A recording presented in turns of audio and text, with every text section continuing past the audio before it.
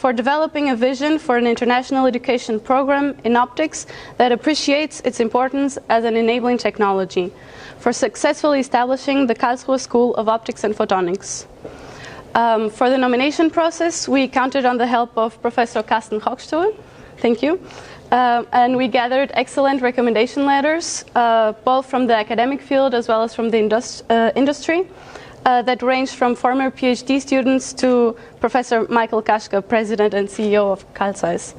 The Esther Hoffman Beller Medal is an international award that considers outstanding teaching and original work in optics education that enhances the understanding of optics. A fund for this award was created and presented to the Optical Society in 1992. And since January of this year, Professor Lemmer is the 25th winner of the medal, among other renowned names such as Emil Wolf, Eric Mazur, and Anthony Zygmunt. Today we want to honor Professor Ulrich Lemmer as the winner of the Esther Hoffman Beller Medal for the year of 2018, and wish him the best of luck and success in his future endeavors. Thank you.